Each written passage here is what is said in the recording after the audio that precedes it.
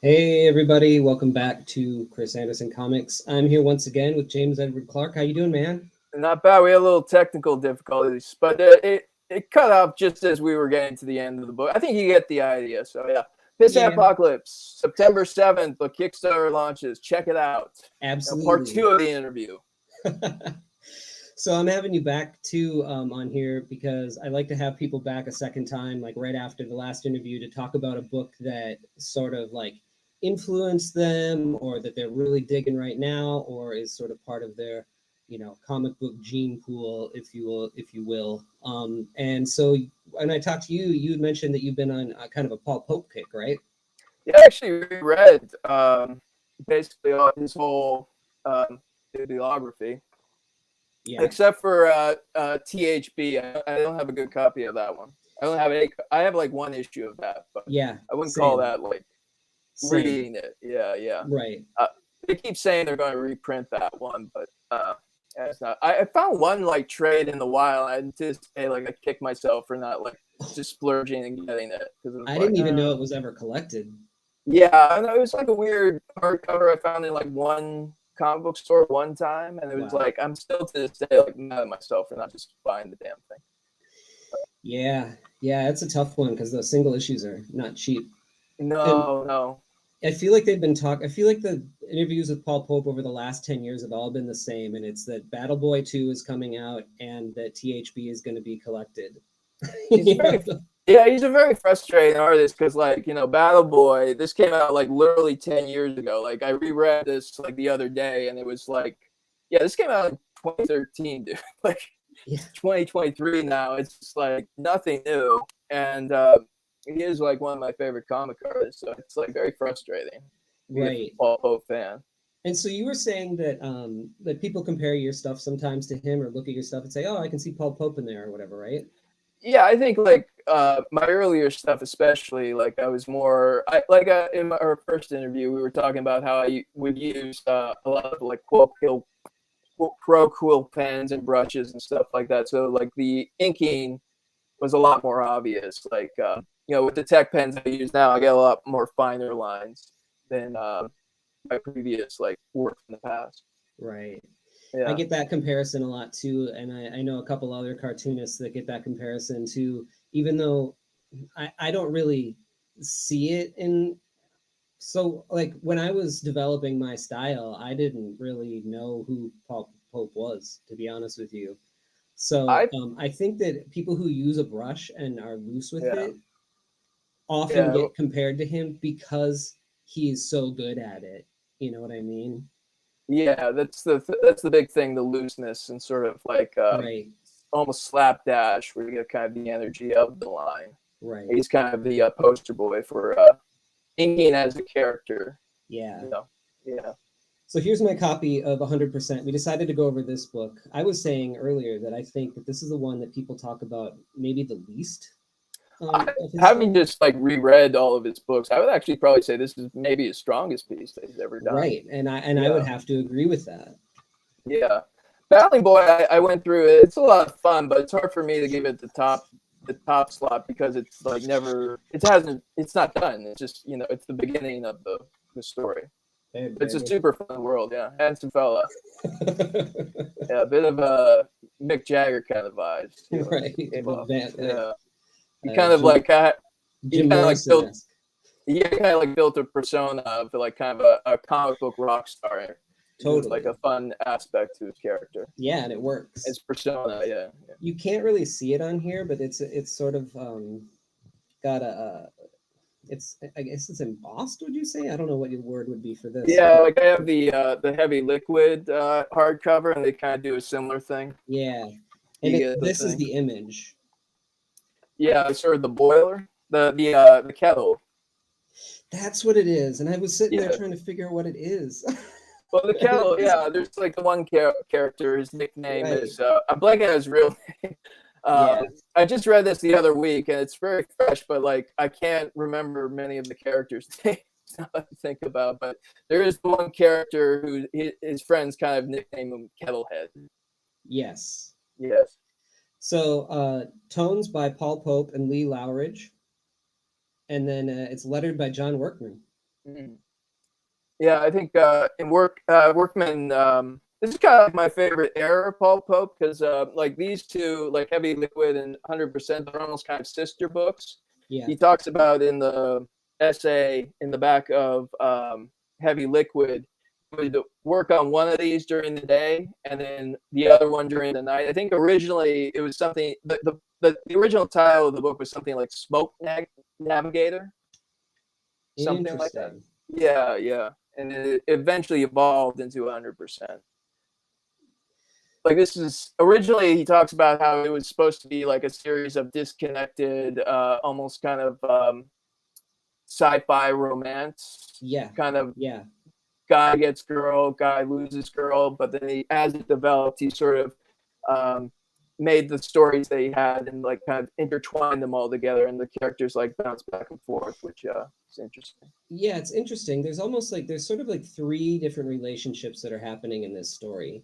Yeah, and they're all like in different kind of state. Well, yeah, they're sort of like different levels of dysfunctional, of being dysfunctional. Yeah. Right. And two of them, two of the women in two separate relationships, they're sort of friends. But Mm. another guy, and they work at this club, Everything and revolves around this sort of like futuristic strip club, which we'll right, get into. Yeah, yeah, so like the you have like the Paul Pope insert, which like kind of all of his books have the one character who kind of looks like him and sort of has this sort of swagger or something. yeah, And then he's like a busboy at the strip club. And then you have the woman who runs the strip club, who is friends with this girl, and the girl, the manager of the strip club, gets involved with her cousin, the Kettlehead character, and then there's the next character, and then yeah, we'll go through it. It's kind of be easier to explain as we go yeah. through. So So he kind of starts it off with this like news, like ticker tape news thing.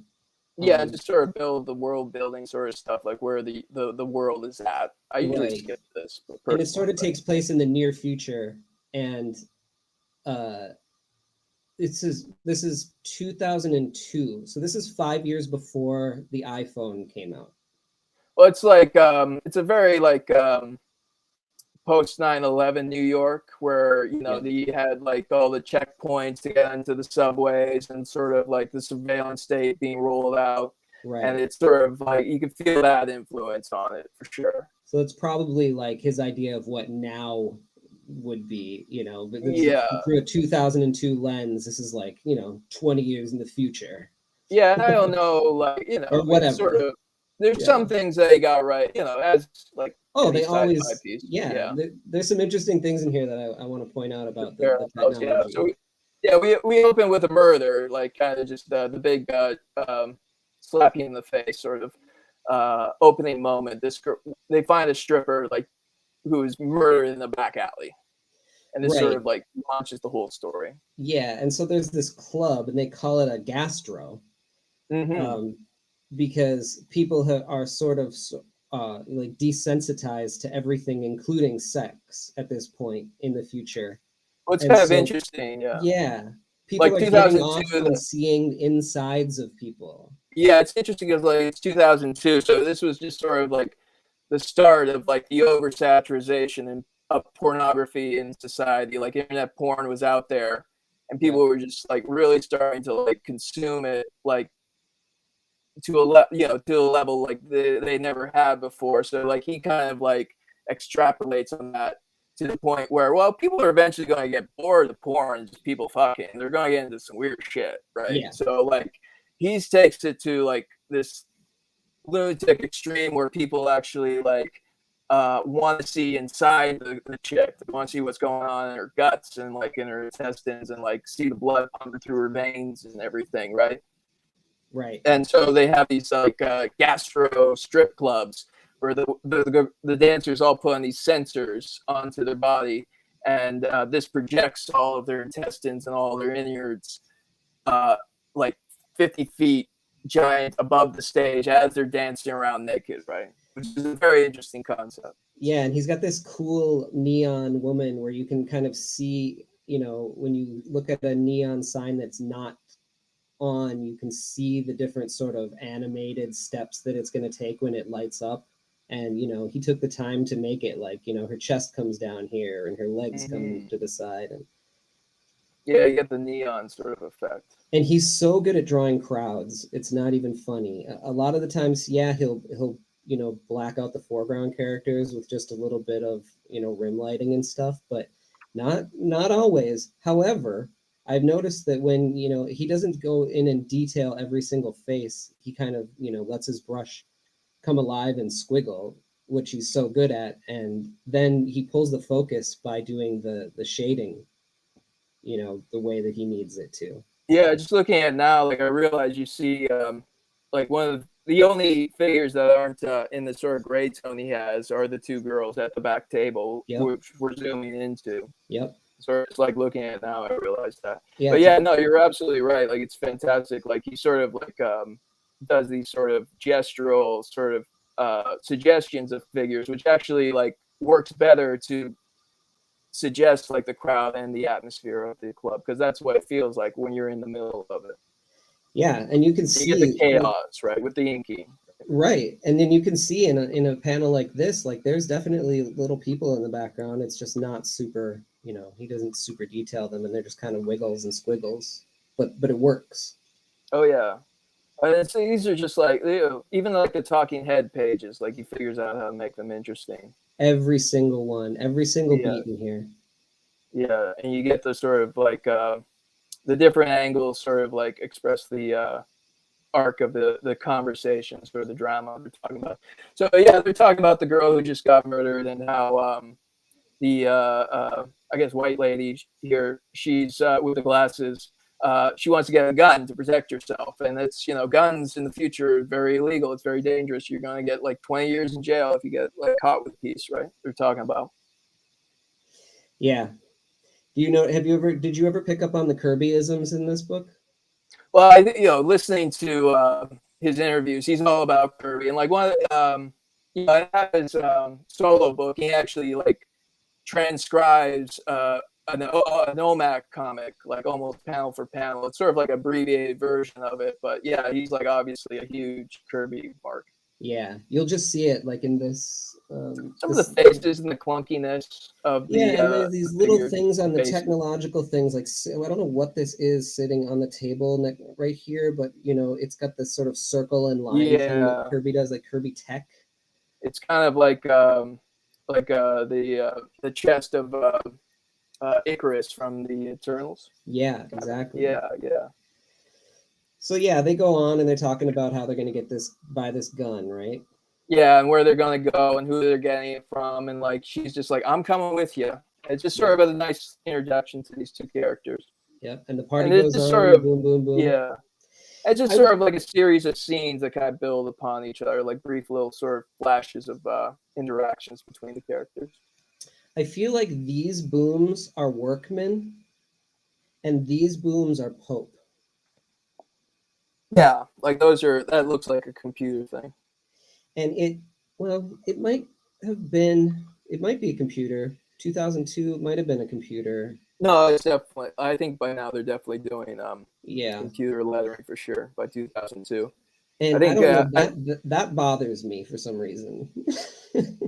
Well, now you point out. Yeah. I mean, I think it works for the composition, but like once you realize, it's like, it's kind of dirty. Because everything is so flowy. Nothing is. He doesn't. Everything's like super organic, and then you get these very rigid digital like sound effects, and it's just kind of like that's gross. And it works, right? Exactly. It works for the chapter breaks, like right. the big two, because it's like a chapter break, and you're like, we're moving to the next scene. Yeah. The computer automatopoeia, like that's kind of like clashing with the very organic lines and the shapes of his work. It's like, well, now you point it out, like what? Sorry. Now I hate it. Now I'm with you. Now I hate it, but I didn't notice it before. It does work for the composition, to like Workman's credit. Fills in the space. And then we introduce this other character here. This guy's a busboy at the club. This is the Paul Pope insert here. Right. Yeah. I think he must have been a busboy at some point in He his life. definitely was. Absolutely. I think My I what was think it? in like One Trick Ripoff, there's a big long essay he talks about um, being like he moved around a lot, like all the different cities he lived in. Like he actually lived in Toronto for a while where Oh, I'm is that at. right? And yeah, he talks about like working just odd shit jobs like this. And there's like, shorter stories he did where he's like, dating a chick who's at a restaurant and stuff like that. Yeah. They My talk about, very oh, first I'm off job tonight.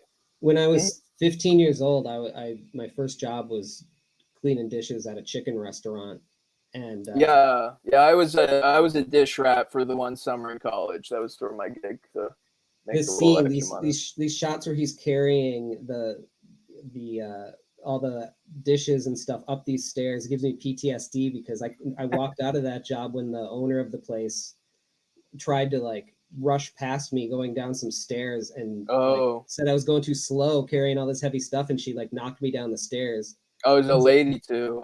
yeah, and I walked out that minute. I'm like, oh yeah, no, I know all about this shot. Yeah.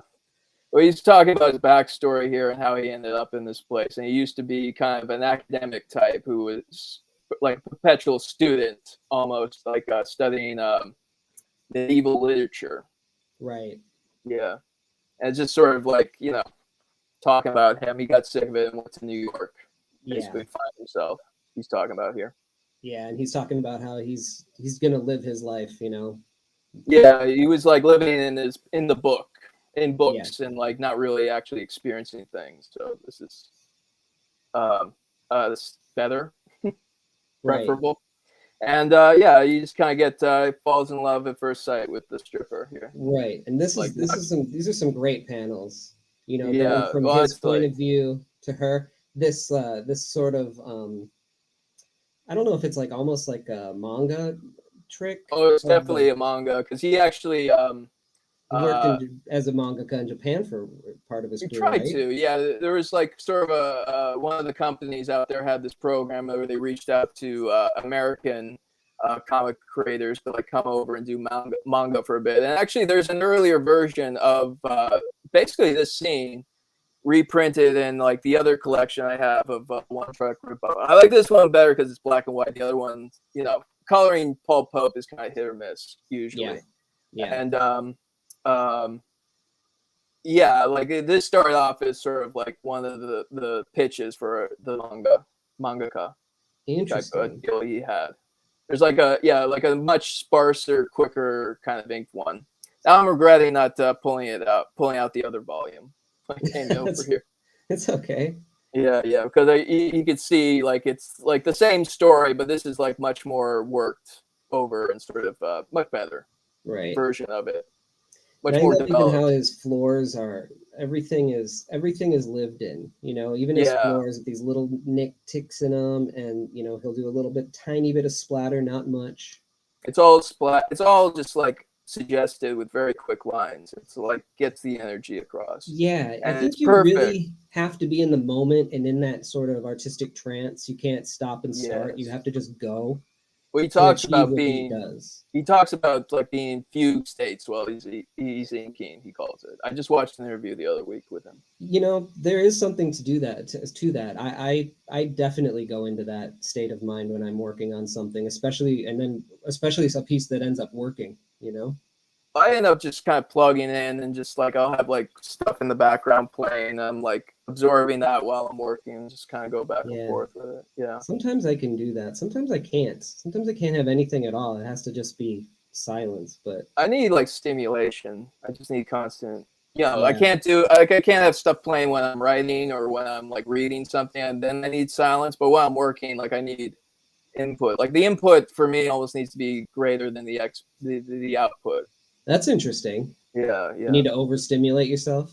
Yeah, I'm always overstimulated. I'm always just like chugging coffee all the time. um, Another thing that I noticed that was kind of an interesting thing on here is sometimes I don't I don't know if this was a choice or why it was a choice, but do you see how the page bumps up against the bottom here and then leaves a bunch of Yeah, space there's on kind of top? like cut out. It's kind of like maybe he just drew it. a little large, and it's sort of Maybe because sometimes it doesn't do it. Well, he I does guess work. it does He does touch work the bottom. oversized, so maybe just the proportions weren't right. But it Yeah, does kind of like almost like create kind of an anxious feeling to the feel of the page, you I know. wonder And if this that's is a choice. Yeah, yeah, I don't know, but like yeah, like I said, it does kind of it doesn't hurt. Like especially for like a scene like this where he just like is godsmacked by this lady, you know, just sees her and he's just immediately like smitten with her. You and ever you had that notice. happen to you? Yeah, yeah. It's an interesting experience. Um, uh, I noticed too that he almost always or almost never has, a character facing the camera unless it's a to punctuate a moment, Mm, yeah, which is a I good didn't. lesson for anybody coming up to It take. is, yeah. Well, when you're having a conversation, you want them kind of like looking past the viewer to whoever they're talking to, too, right? Right. And it gives, and his moving of the camera also gives to the chaotic, you can almost Yeah, hear like the thumping of the music through the floor, and all this stuff. yeah, of the club, yeah.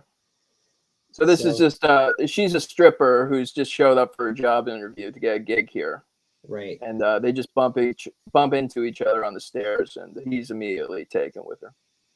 And she leaves a diary accidentally behind after their Yes, conversation. yes, yeah, and he's got to run through. He tries to run through the club, to give her her Yep. diary.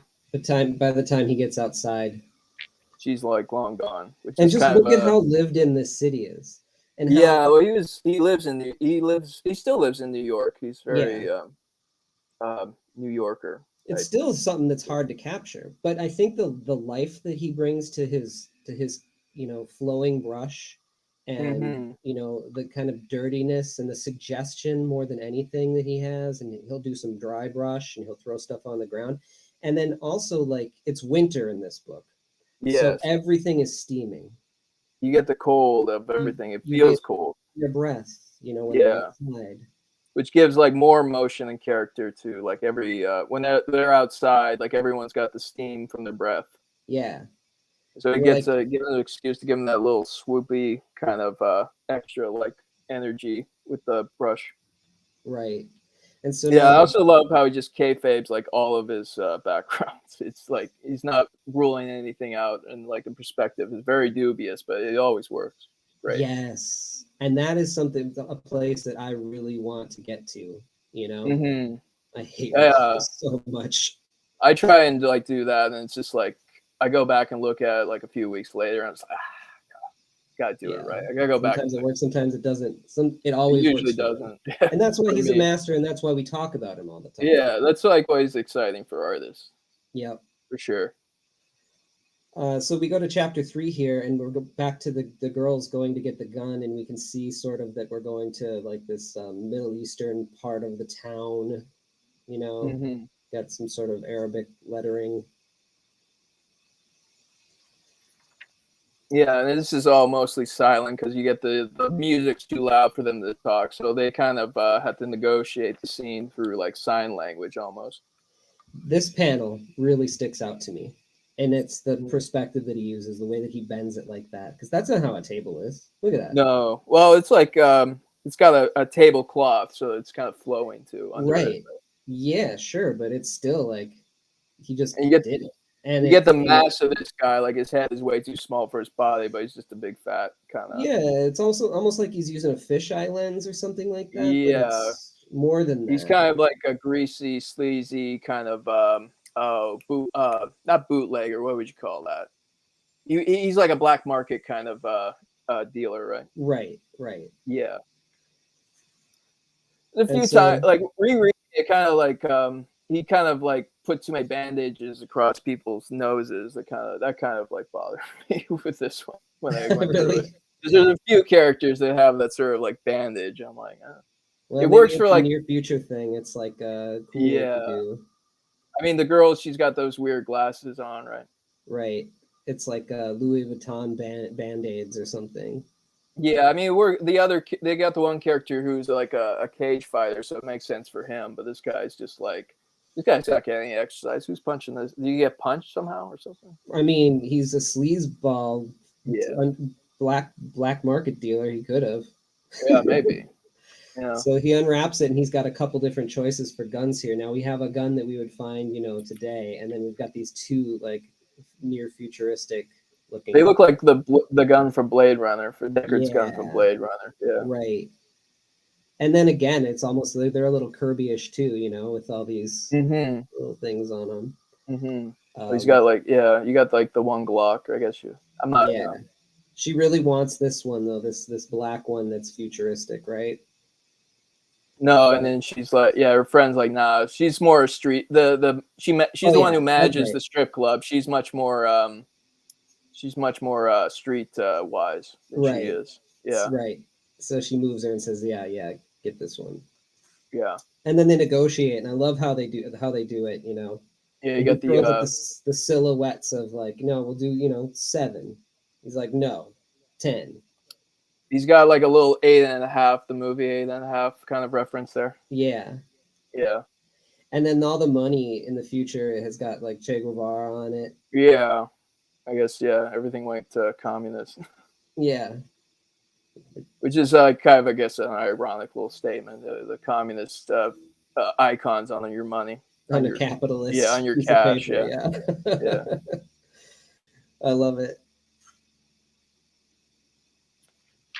And so now she has her gun, but her friend is sort of like, listen, don't go messing around with this thing. You should keep it, under your bed, right? Mm-hmm. Yeah, they're talking about how much trouble they're going to get into if you get caught with that thing. Yeah. So, and her friend's like, I don't want to be managing the club anymore. I'm going to open a coffee shop or coffee company. They call it like coffee roasting or something. Right. Yeah. Coffee company. Like when I reread it, it's like, I reread it as she's like actually going to like get the beans and roast them and then sell that. Yeah. Yep. Yeah. And so they're walking down this alley, and this boom, boom, boom comes, and this is a really great scene because I'm sure that many of us have been in this situation before.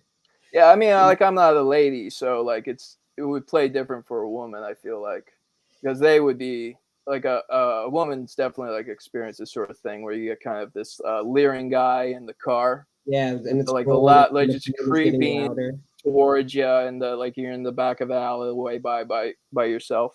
Yeah. And here he's rolling by, and so his friend's like, don't be stupid, don't pull that thing out. Yeah, they're very nervous, and then and the guy is clearly a creep. Yeah, he's leering at them. This is like a great sort of expression on him. Yeah. He's almost like a reptilian type character, a snake.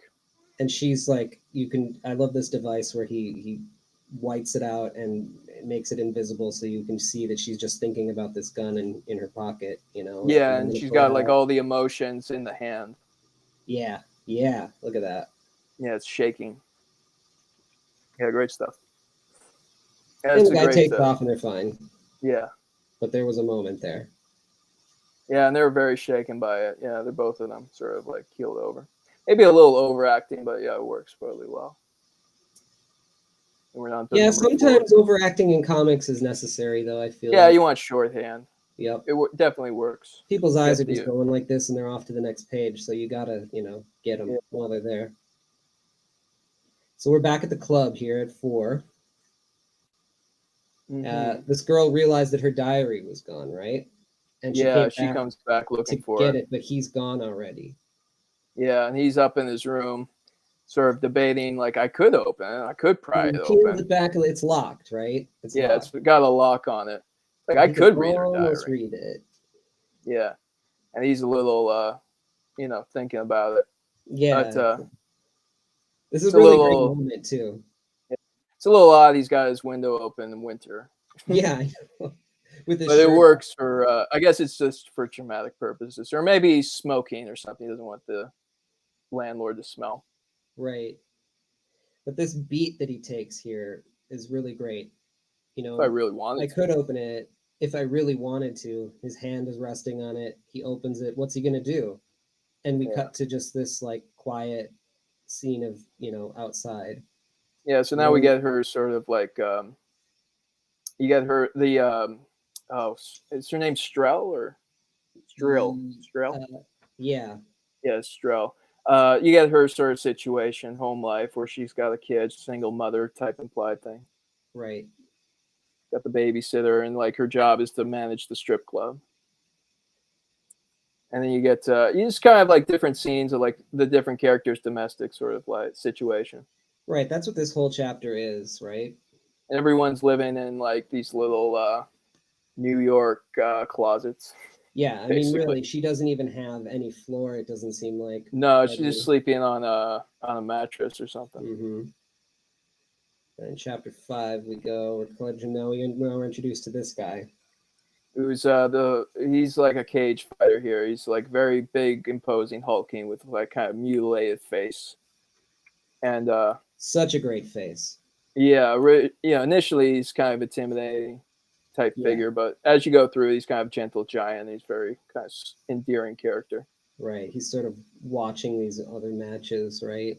Yeah, this is what he does. Well, that's what boxers do. They kind of like you kind of learn the your opponent's sort of ticks and like habits before, like to prepare for a fight. And so he goes to call, um, Drill, yeah, yeah, and they call it threading, yeah, which is funny because now with Threads mm. as the new, Yeah, Twitter kind of app that Instagram put out. yeah, making Instagram because yeah, that's what we need to like one more thing to make Instagram worse. Yeah. So he tries to call her, and she is shocked to see him and drops her coffee. And no, that's not happening. And she hangs up on it. So it's basically like FaceTime, but you have a Yeah, FaceTime device in your house. It's not really on your computer, I don't think, but it's kind of a computer. They got like different tabs and stuff. it's got But like 3 monitors on it, or 3. she's like sitting at it like you would your computer. Right. And And it's sort of so, like a holographic thing. So I guess maybe the keyboard is sort of like something you interact with touch. right, Like it projects and you kind of like interact with the hologram. sure. But there's big clunky buttons on the bottom of it when she hangs up. Yeah, yeah. We got rid of those. And you get she's there with her kid, and the kid's like, kind of, he's mixed. So sort of the implication. Right. Readers aren't stupid. You can figure out this is. Yeah, yeah. They don't really. He doesn't really give out. They like spell out what the relationship is at this point. It's sort of like your little. I guess the child is sort of a hint because he's a little. You can tell by his hair. He's not like purely African American. Right. Yeah, and he's got a little. He's a little darker. Yeah. Yeah. So you go from like yeah. So now you get to a scene with him giving back the diary, and he's kind of like smirking about it. Yeah, and they really get into it. She is pissed. She is trouble. Yeah. But she realizes that he didn't actually read it. Yeah, yeah. This is like the type of chick like when you're in your early 20s, be very intriguing, but like I'm in my 30s now. I was like this. I get exhausted just reading this. Yeah, yeah. She's really mad at him for reading it, but she's intrigued by him. Well, he didn't read it, but yeah, he's sort of like, yeah, well, no, maybe he he's did not it right, so bad. right, Yeah. right. Maybe he's not so bad, but you get sort of that. Right. So she goes in and this is her first day on the job. So she goes and introduces herself to Stroh, right? Yeah, yeah. Who is the manager of all of these? Yeah, she runs the girls basically and like sets the shows up kind of. And yeah, we get kind of this is the explanation of the gas stroke type thing we were talking about before, where they're projecting these girls' intestines and everything. They're all their innards as they're dancing, and you get the sort of her getting ready and set up, and while you get their two kind of jobs in the club, kind of contrasting each other. Him with the dishes, and her getting ready to put her costume on and go out there and entertain the crowd. Yeah, and the costume's cool. It's like this. Where do they talk about it? There's like a wig, and then you got sort of the she wears like this these eye things just under or dots under her eyes, which I guess is a style choice. Or Sure. I've heard like a theory, like those are to like when she's out in public wearing those are kind of confused the facial recognition right. type cameras that are everywhere. Yeah. Yeah.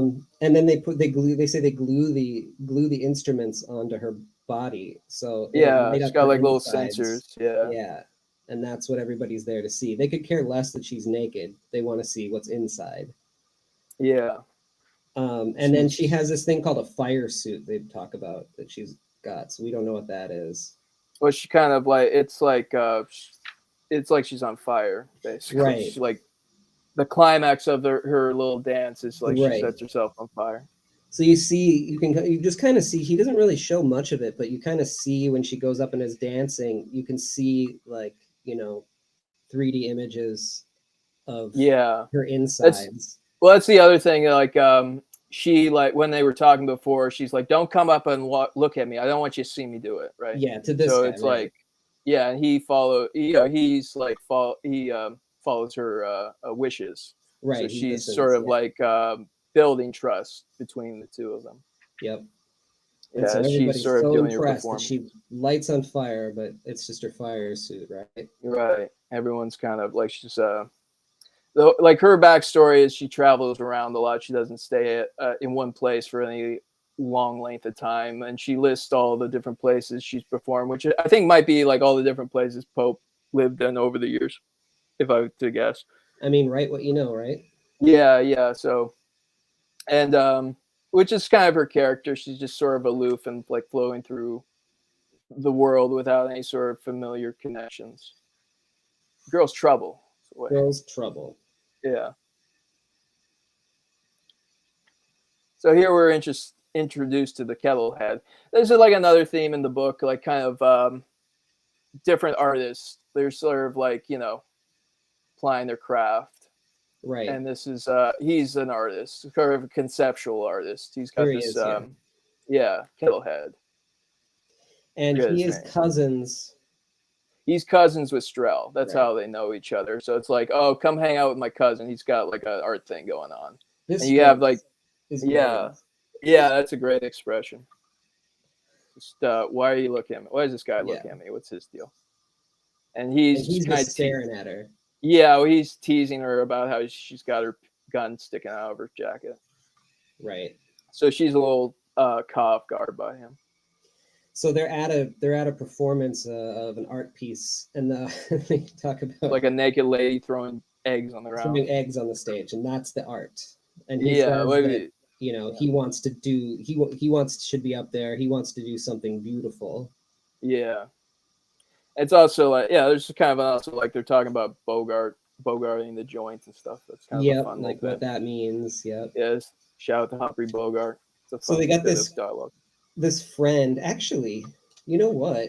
I don't know if it's the same guy, but he's kind of got that same face as the guy who goes going down the street in his car. It might be. That's interesting. I never picked up on that. Face, and he's almost lizardy, and he jokes about like, look after my bag. What's in it? Oh, look, there's a human head in it or something. And he jokes about it, and then she goes to open it, and there's a mannequin head in it stuffed with goat meat.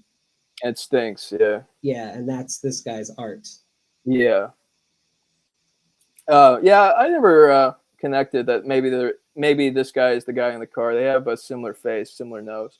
It might not be, but you think they would recognize him, maybe.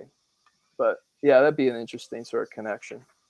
Sort of that's like one of the themes, or these everyone in the book sort of interconnected in different ways, and sort of like weaves it in and out, right? Right. Yeah, that's one of the more interesting things. So here he goes. He says if you want to go to my place, I can show you. Like, you do something gorgeous like what? Well, if we go to my place, I'll show you. And you almost think that he's gonna be like it's sex. Well, his cousin's there too, so it's safe, right? Right. Yeah. And then they go back to the place, and it's this like silo. Yeah. A huge place. And he's got all these kettles set up around him, little hot plates or something. No, yeah, kettles, Oh yeah, oh yeah. I guess they're just electric kettles, aren't they? Yeah, they're like electric kettles. They're all hooked up to each I was other. thinking of my kettle. I need to have a stove. Well, some of them have like some of them are gas. Yeah, He's got little gas heaters under them.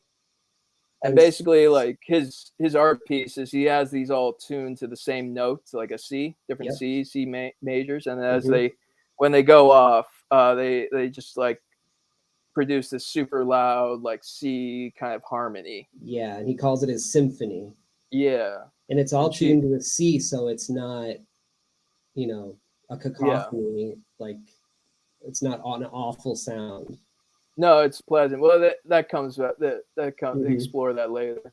Right. And yeah, this is just sort of how she sort of starts to fall for the guy, basically.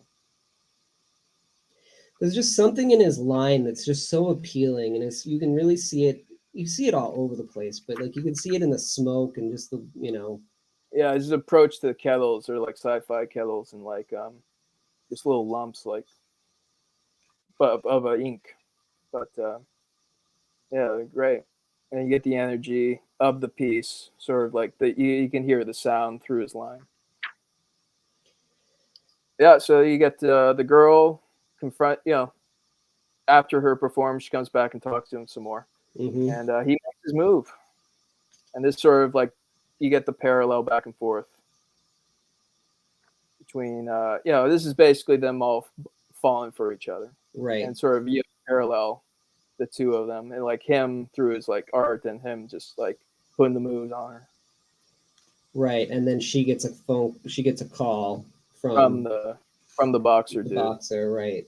And she's not and going to answer it. yeah, and she's like, yeah, she cuts him off. She cuts the boxer dude off, and the stripper cuts him off, and it's just sort of that sort of record scratch. Yeah.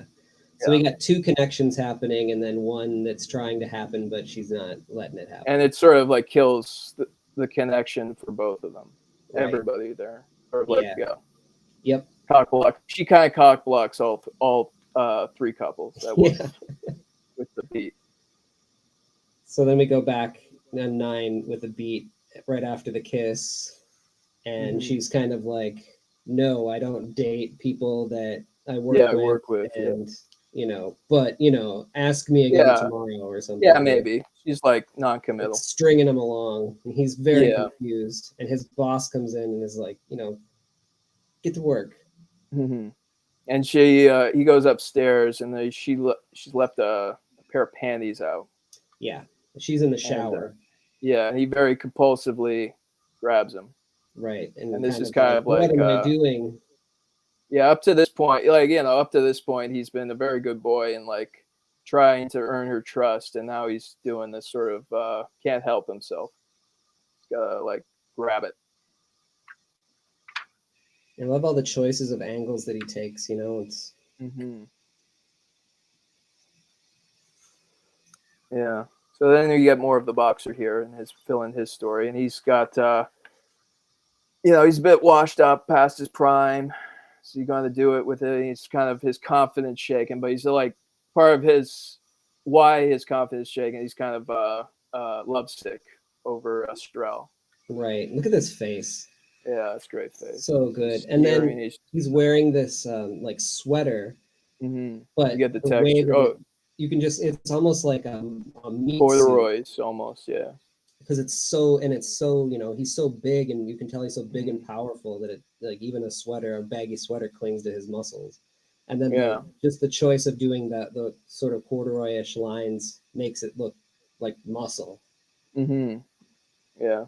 So he's talking to like his managers or his Yeah. trainers. Well, his coaches, they're like workshopping his or what do you call it, like training camp Right. for the fight, and they're trying to like watch like old uh, fight video of his opponent so he can kind of like learn his moves and stuff. But he's not his mind somewhere else. It's like you're gonna Yeah, get his the heart fucking isn't shit in beat there. out if you don't start paying attention. Right? He's So gonna they knock go your out for head out. lunch and leave him to kind of he's gonna lift some weights. But this is interesting. I found this scene kind of interesting. So they go back, and then they are looking through this window and talking about him. Yeah, look at him. He's really stuck. I've been stuck on a woman once. It was miserable. Yeah. And what Yeah. is this? Like, did they this little like peephole in the wall. Like I guess that's the stair. it's in a Yeah, wall yeah, here. yeah. I guess they got like a little mural in the And back, it's and you they can can look tell it's like through. a door that they can slide so that they can Yeah. creep on them. Mm. Another beautiful city scene. Yes. And though so now this is they're gonna go on a date. The Yeah. elf boy and the stripper. And They're this is going to sort this of like, yeah, this is sort of like a holographic room where you yeah, can have dinner in, but you can like they project like things on the wall, and you can get different scenes you're in the middle of. So they're like, I'm gonna page ahead of you there. So like you get like if you flip the page, so you can see like oh yeah, so he turns it on and now yeah they're in beams. space They're in in the the middle of satellite. space, right?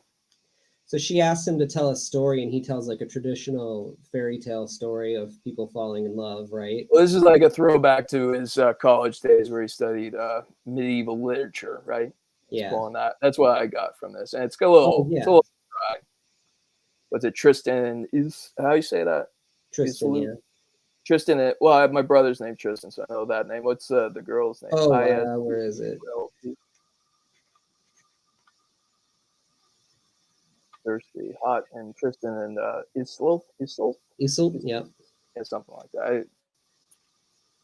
So it's a little, I read that it was a little. It's kind of dry, but that's Yeah. I guess the point. He's kind of so like that's his character. He used to be into studying medieval literature, and then she tells this really horrific story, which might be autobiographical, might not. It's sort of vague, like a lot of mystery around this chick. Right.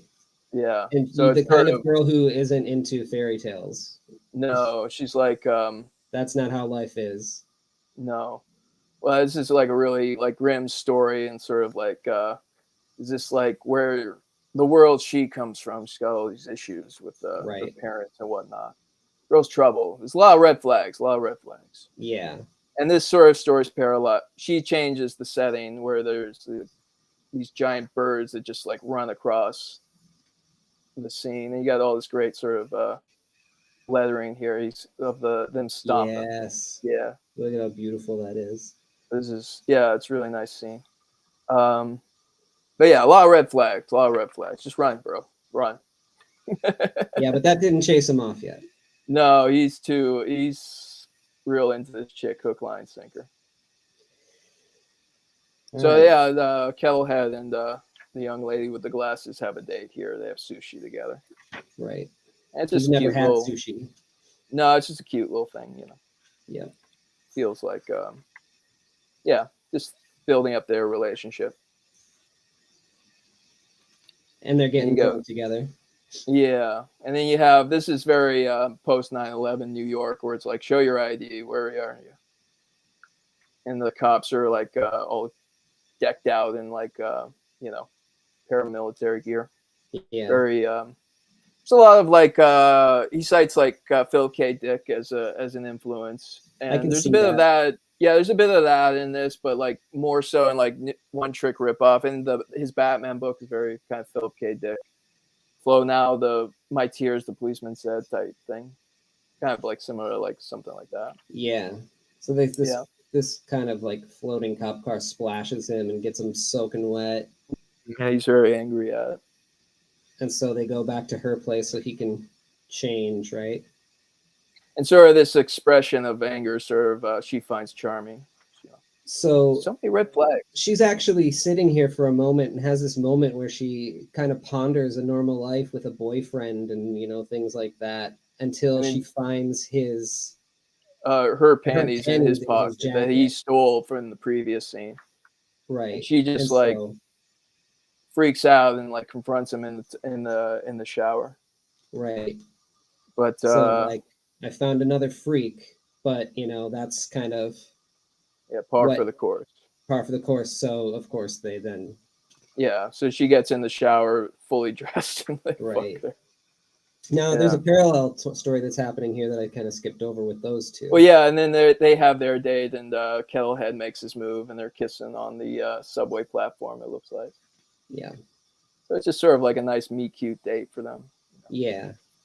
And while they're having sex, and it's interesting. Yeah, he grabs her by the foot for, you know, You got this leverage. parallel of like messed up passion and, like Blossoming more romance. Yeah. healthier relationship. Yeah.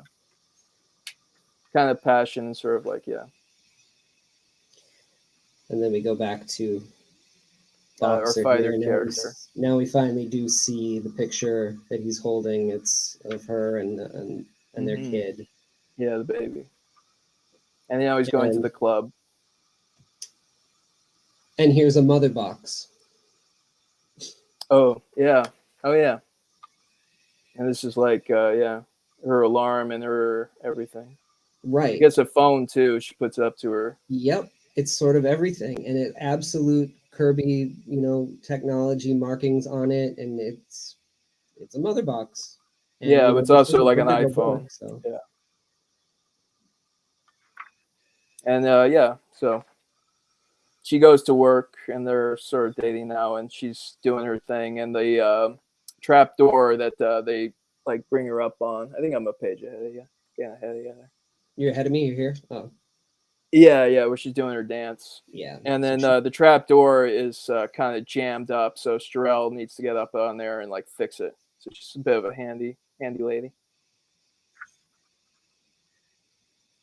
And she goes in, and you get kind of like his backstory here. It's kind of a nice way to do it. It's like, we need 2 forms of ID, people, not one, two. Got it? Okay, now next. And then he steps up to get into the club, and he's like, "Oh, you used to be in the." He mentions like a battle, or I was in the, or yeah, he mentions he's in the Navy, like Indian Ocean landing. I was there. I was there too, brother. And they kind of fist bump each other, sort of the camaraderie of people who've been to war, the same right. war, and that's kind of like all his backstory you get, which is very good way to do it. Yeah. Yeah, it's nicely done. And then he just kind of walks up to her. It's like, I need to talk to you. And this is sort of, they do it, passing notes back and forth. Please, I want to see you. Yeah. No. And he just kind of wears her down till like can get an answer. Yeah, and it's just And she sort of like, eventually, yes, says yeah, that she'll go. yeah, gets persistent. His persistence pays off. And then you get more with Kettlehead and the girl with the glasses. I think this scene is like they're talking about he's trying to get this grant for his kettle project, and they're Right. talking about it. I think, if I believe that's right, and it just sets up that whole scene. Yeah, that she'll go with him to give him some Yeah, support. support, because he's trying to get this grant. He's talking to like these artsy fartsy people who might give him money for his installation project with the kettles. And then when he gets home, Oh yeah, and then the fighters there, like he's Strell's cousin, so he's like, the boxer dude's like trying to get an in through her family. Like, can you talk to her? Like, speak some sense to this girl. right. Right. And also, can you Oh do me yeah, a yeah, favor? yeah. They set up something that pays off with this big bundle of money he's got, which pays off at the end. So yeah, and now he's getting Indian food. There's a lot of Indian food in Paul Pope books. He's constantly referencing, especially in like his early work. So he's a big fan of Indian food. He Yeah, brings it to I can her. relate to that. I'm not big Indian food. I'm too Anglo. A very boring taste. Yeah, you're a hot dog and hamburger guy. Very meat and potatoes. Very Yeah, meat and potatoes. yeah, I'm a very adventurous eater. No, I don't. I can't stand peppers or mushrooms. So I don't do well with Indian food. um, okay, so he goes over to her house. Hey, look, I got Indian food. She's not hungry. No, she eats. She has a diet of cigarette and coffee. Yep. Doesn't like to eat. And he tries to bring up a point, and she sort of distracts him with her body. Yeah, yeah. She like to flex. Yeah.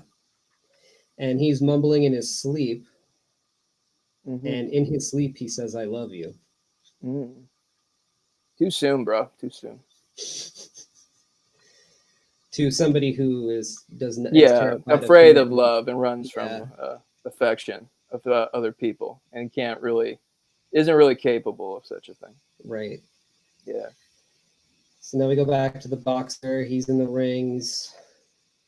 And they're fighting, and this is his big, I'm going to beat the shit out of this guy. I don't care if he's younger or tougher. I'm going to do it. And like, watch me.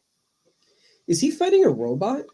Yeah, this is like them sparring with, it's just like, I don't know if he's like, Yeah, yeah, he's just I training. don't I know if missed it's it like, was a I guess robot. it's like kind of a automated thing, but it's Yeah, basically just a punching bag with arms, kind of. because I see it smoking now in the end after he got it. Yeah. Oh, yeah. Oh, yeah. He's just, this is his big moment where he's like, I'm going to, telling you what he's going to do. Right. And he's been, you know, lackluster fighter up to this point, but now he's like going to pull it all together. And then here they go to meet the art people. I just noticed that this is a Yeah, the basket full of eggs. yeah. I Does guess that that's have just to the do with the club girl doing it. dropping the eggs from the last one? Like, Or something about the club. Maybe it's the same club. maybe. And it's just like hard-boiled eggs or something on the table. And then yeah, he's like they're talking about getting the money, but they want to like switch up they wanted him to compromise his big project where instead of just getting the one note where creates harmony, they want a cacophony, like you said. So it's like they're all just different. Tune them all to different notes, and it's like, well, that'd just be a big mess. Yeah, yes, that's the point. That's what we're thinking.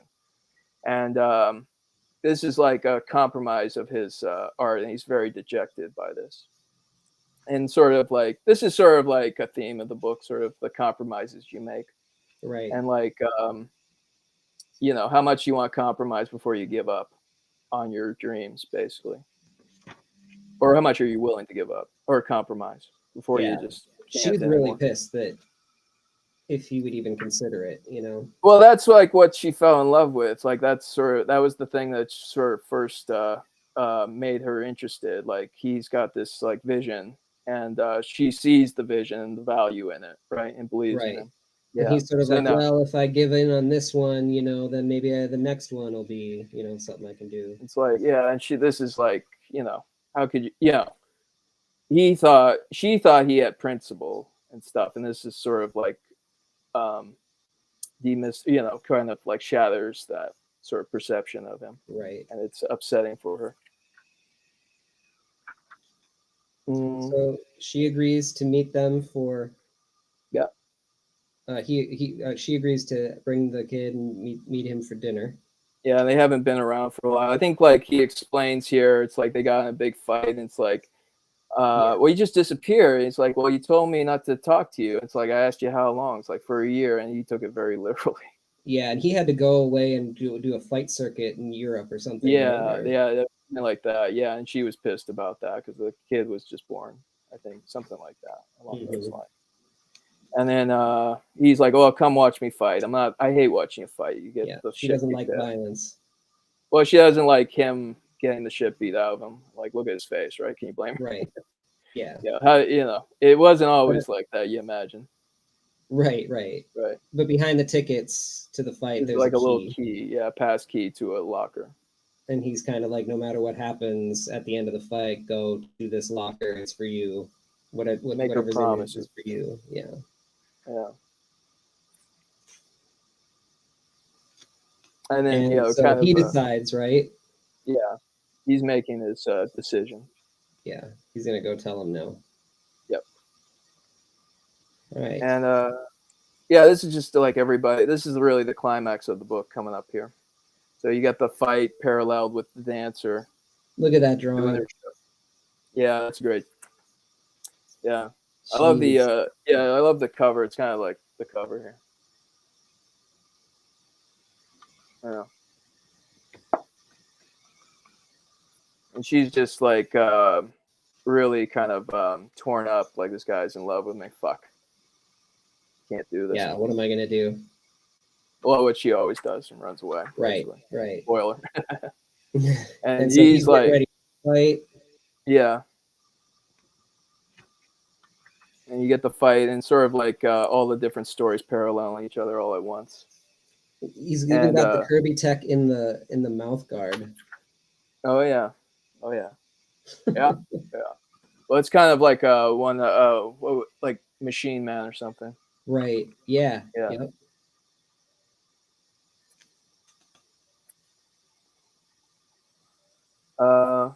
Yeah. So yeah, now they're talking about the different thing. You know, they're talking about you know, their troubles with their men, Right. and sort of what they're going to do about it. And then they talk about the gun a little bit, Yeah. Like how what happened with it. yeah, and she's kind of like a little less paranoid now. Yeah, the girl who got murdered at the start of the opening page there, like it turns out like her boyfriend killed her. Right. Yeah, so there's not like some like crazy psycho just jumping girls and killing them. It was like a crime of passion, it turns out, and he's in jail now. Yeah. So she's a little less on edge. Right. And so now the gun has gone under the bed, and she talks Yeah. about how she was sort of like messing around, trying to be like, draw it like a cowboy, and Yeah, it went off. it Yeah. went off. Well, and the pictures like of a cowboy. Yeah. That's a nice illustration. It is a nice little touch. Yeah.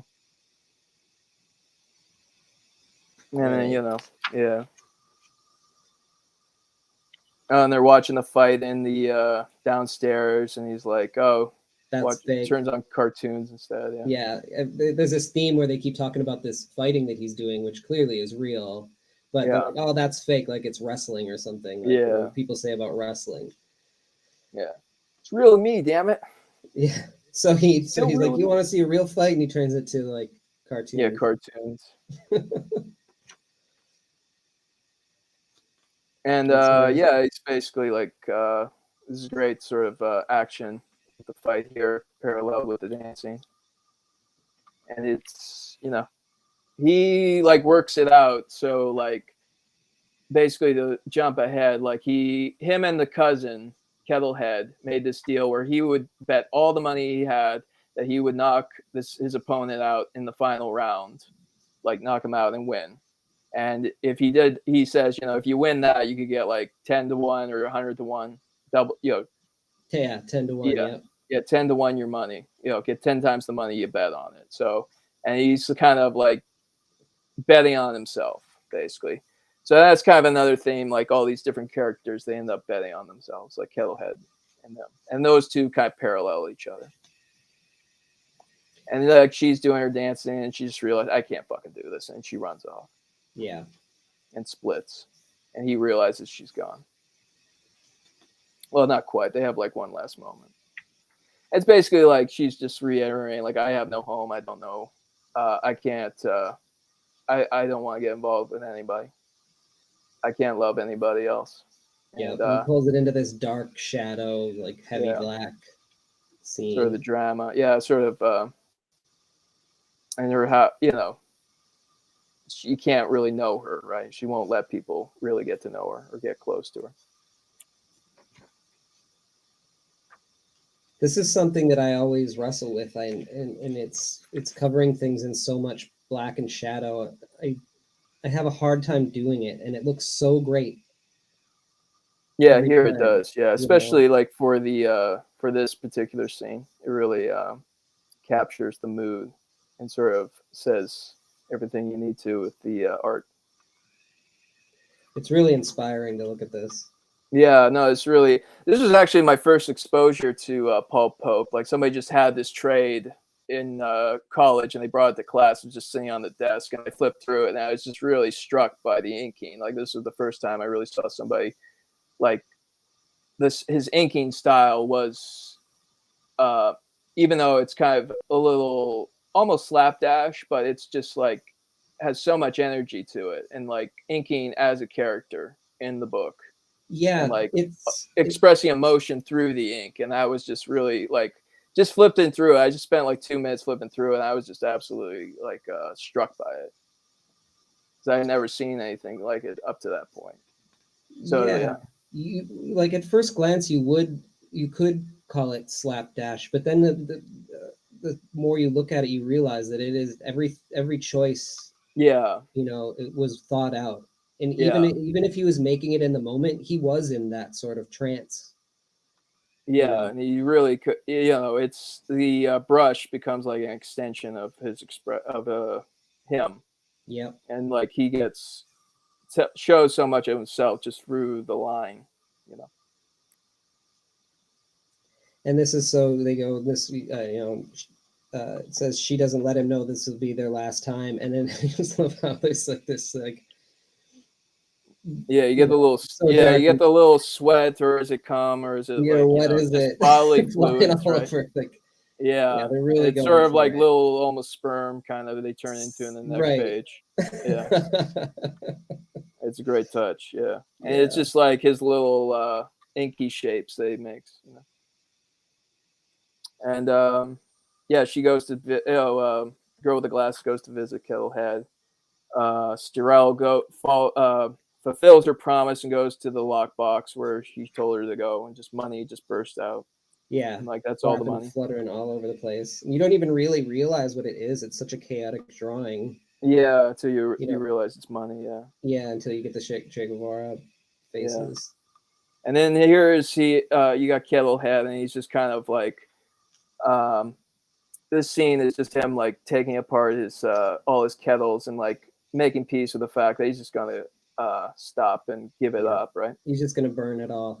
Yeah, it's well, I don't know how you burn a kettle too, but Yeah.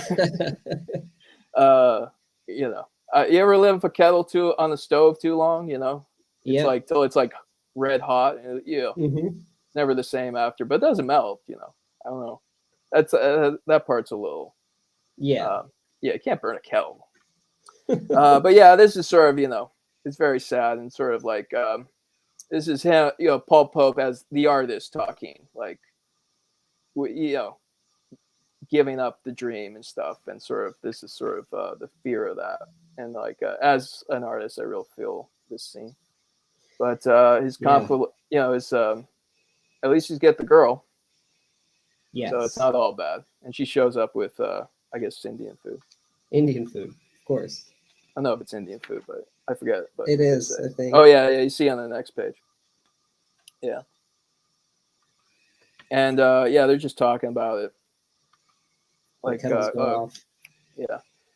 But the twist is he's the one who placed the bet that the fighter would knock the guy out, and he's going to get a kickback, which will fund his installation. So it does work out in the end. He deserves Right. a happy ending for them.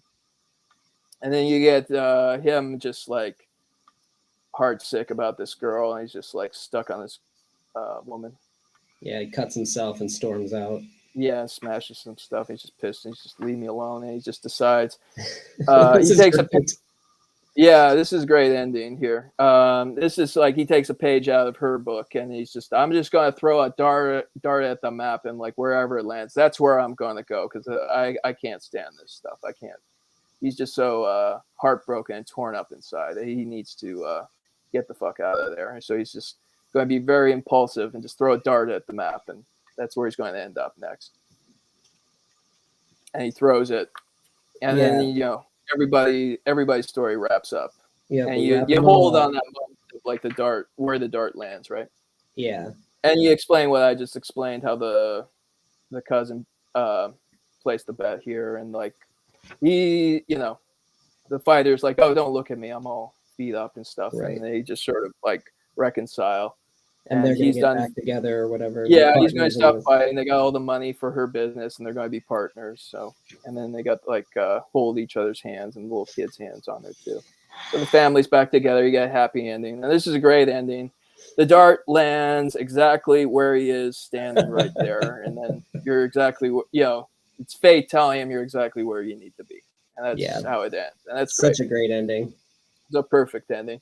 Like if it was like a lesser story, it would land where the girl was, and he would go see her. But like, like I said, that girl's trouble. It would never work out well. Right. You're better off. So this version of it also goes into some of his layouts and Yeah, I stuff, which got is kind that. of Yeah, interesting to see. Yeah, the thumbnails. And it looks like, I guess with marker he does it. Yeah. It almost looks like he's doing this digitally, but like I guess it's too early for that. No, it's too early for that. Yeah. But it's a similar sort of line you get on a tablet, but I guess it's Yeah. marker. It's a pretty deadline. Yeah.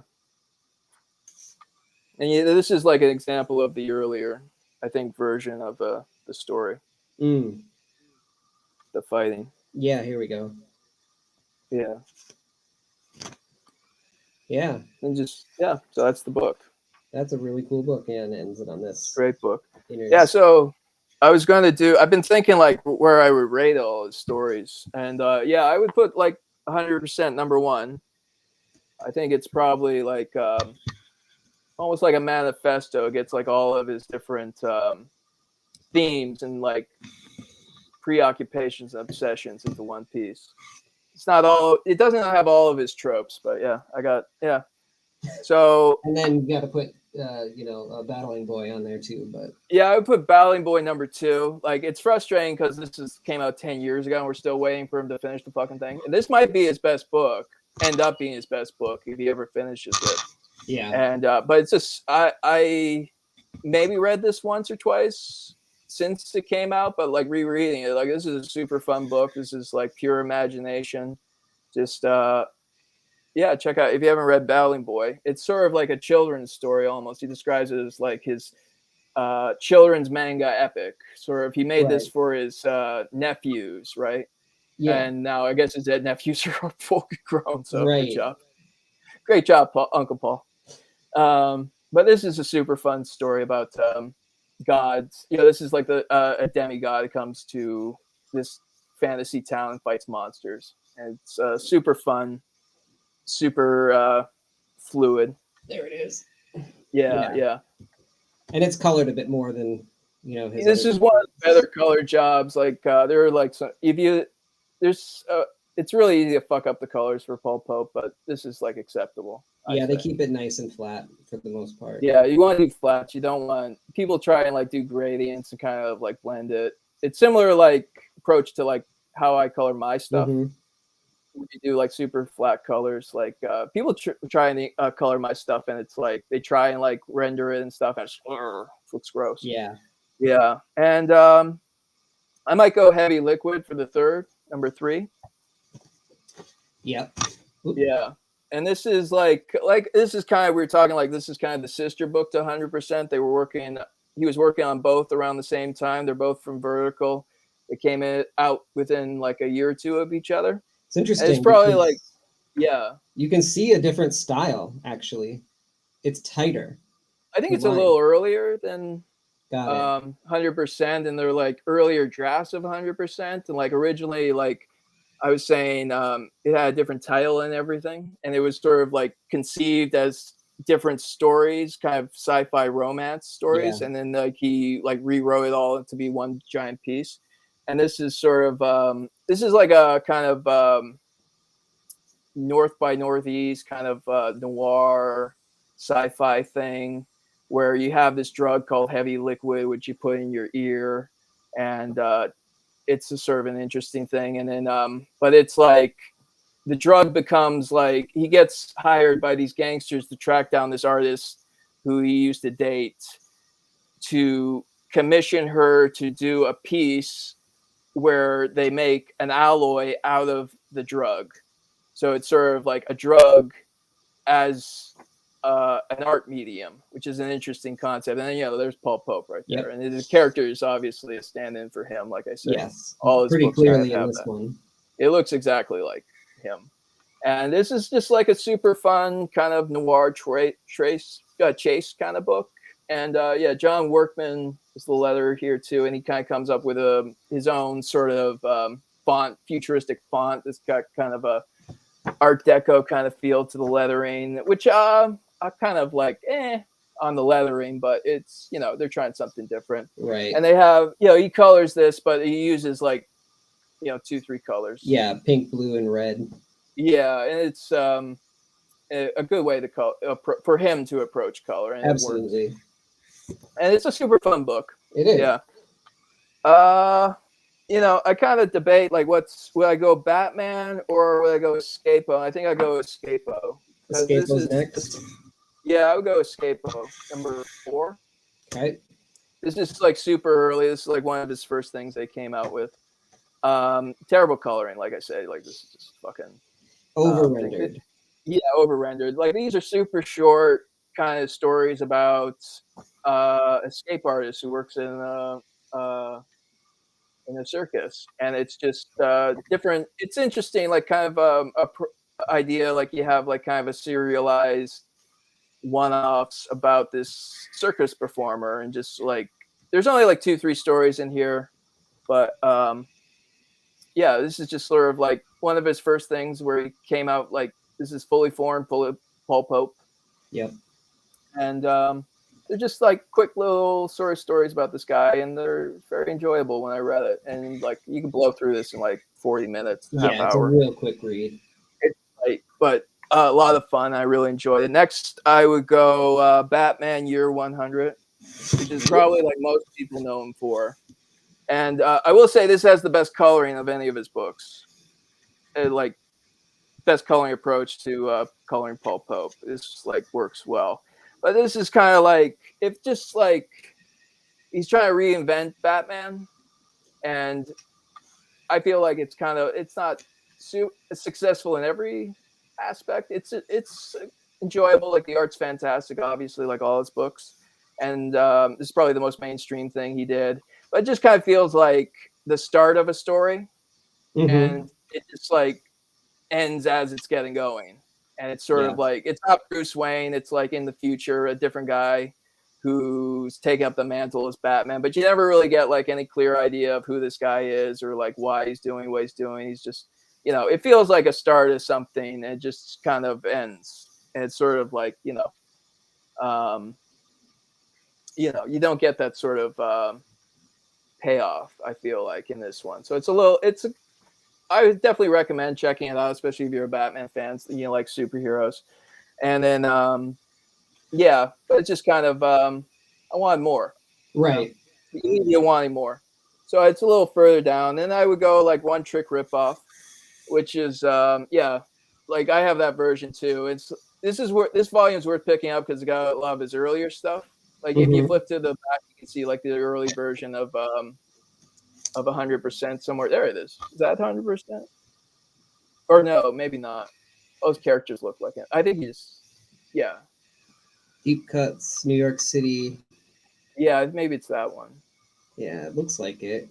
Yeah, you can see an earlier draft of 100% in there at the back, and that's where this volume is worth picking up for the extra material in the back. But they recolored One Trick Ripoff, which is like another super early work, and the coloring just fucking butchers it. Yeah, it really does. Yeah, it's awful coloring. I actually picked up this black and white just randomly in a used bookstore, and I much prefer this. And yeah, I reread this one, and this is a super fun kind of crime book. You can see kind of you got these different gangs, and you got like the One Tricks is the name of the one gang, and they